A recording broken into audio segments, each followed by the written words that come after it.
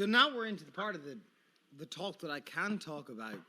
Mm-hmm. So Green Spot is definitively Bow Street Distillery. It is very clear they have a close relationship with each other. It is a premier cask tagged to Bow Street Distillate, which was roughly at that time 40% malt, 40% raw barley, 15% oats, and 5% wheat. Would have been what's knocking about in this spirit. And 10 years for that time would have been a healthy age statement. Yeah. And you give it a smell. And that's what I meant when I said the Bushmill smelled more Irish than Scotch. And when you smell real Irish, like definitively Irish, you get that sense. Now, Blackbush was not Irish pot still. It was malt mixed with grain whiskey, but the grain whiskey was a pot still mash bill. But it's been refined out by the grain distillation process, the column still process. But still, when you get the real deal, I love Old Green Spot. You know, it's one of the classics. Linseed. That's beautiful nose. We have a sport in Ireland, hurling. Have you ever seen hurling? It's a bit like shinty in Scotland. Yeah. Anyway, Yes, that's right. When I was in college, my roommate was the head of the hurling team, and he used to rub linseed oil into the hurls to keep them fresh. And that weird, like, ash with linseed oil rubbed in smell used to fucking permeate the apartment. And it's everywhere. And it smells like that, exactly. That weird linseed oil and wood smell. That workshop, that library, that old library, back when people had libraries and didn't have bloody Kindles, you know. And it's so much a part of the nose. Yeah, like a working, living wood that's just been, like you say. I mean, I thought linseed oil as well. As soon as I put my nose into this, because people might have furniture in the house where they do have to, top it up with a bit of linseed oil just to keep it looking good, and that's what this resonates totally.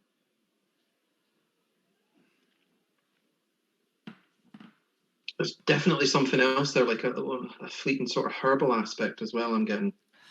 Oh my God, that palate is so fucking good. It's that weird, like, rosemary. You took, and I know this, I used this tasting note the night before, so I don't want to repeat myself, but it needs to be repeated. That weird, like, Tesco Herbs de Provence premix, speckled over Irish pot still. You know, that, like, cheap dried herbs kind of taste. That almost savory, you know. They're gorgeous, you know, and they should be treated with a bit more respect. But yeah, that's coming out of Bow Street. And very distinctive as well.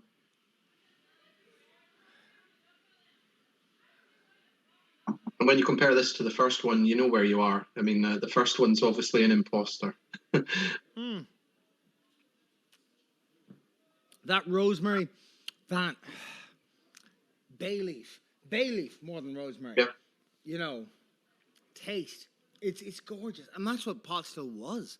That strange, like, it's not fruity, it's not malt whiskey, it's certainly not peated, but it is in gingery, but it's in that dry herbal spices framework, the predestined spice rack, the bay leaf, the rosemary, the you know, not so much with this one the thyme, but really bay leaf, you know, and it's gorgeous. And then the one thing that raw barley really does do across all eras is contribute texture, and so you get this fattiness, that weird, like, waxy. No, it's not waxy with this one. I know we were doing a Highland Scotch. We were talking about, like, the waxiness of Aberfeldy. But here, it is more like olive oil. It's more like if you can make an olive oil popsicle, you know, like dried olive oil. It's not quite the olive oil with this one. It is a solidness feeling, you know, but it still has that. It's like when you you know, you get olive oil in your hands or your tongue, it just lingers. It's you can feel it at the back of your tongue on this. It's just sitting there, like you say, fatty, a deposit, real texture and character. And even if you're swallowing, it's refusing to go. It's great. And it's funny. Oh my God. That Green Spot is so much fun. It's so savory. It's so, you could sprinkle the chicken in this shit. You know, the like stuff you would pour over the chicken before it goes into the oven. This Chicken weird stock, yeah, at the end. Yeah. rosemary, basil, even, and it's Mm-hmm. rare that I'll give the taste note basil to a whiskey, but there is basil there. There's dried basil. It's not even fresh basil.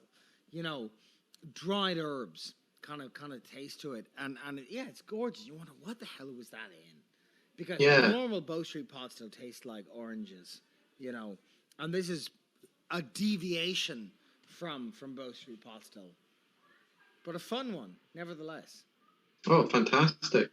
They would have been using different grains back then, obviously, as well. You know, Well, what again, some people might call heritage grains. your mash bill at the time would have been Archer Sprat malt.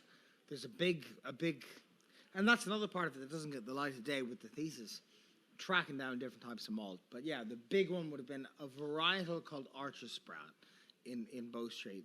Archer Sprat malt, presumably unmalted Archer Sprat barley, and then 15% oats and 5% wheat, and triple distilled. That would have been what was put into this. Absolutely. Has anybody tried growing the old grains and seeing what happens? Was there any movement towards that? No. It'd be really interesting if somebody did try and do that.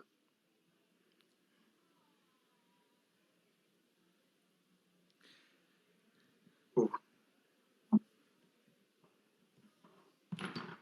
Probably need a minute just to take that one in. That was just fantastic. It's gorgeous. It's my favorite so far. That weird.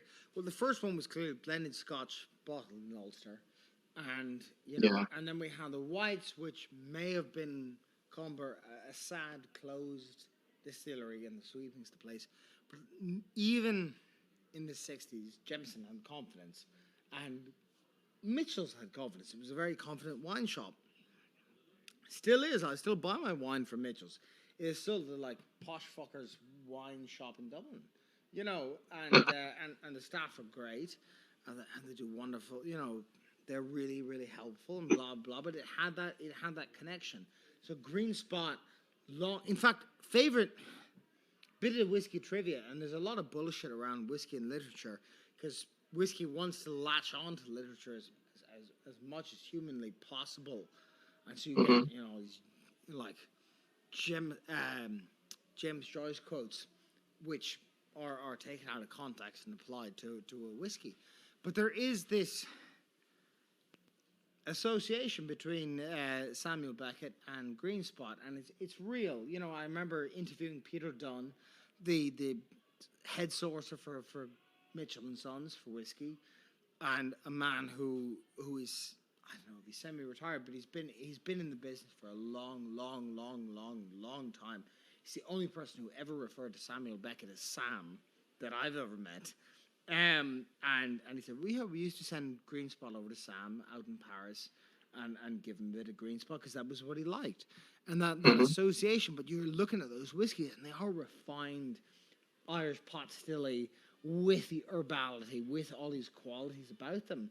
They're not the watery blends. They're not this, they're not that. There is that sense. But in the same time, you say, what the hell was that sense? What was 15% oats, 5% wheat?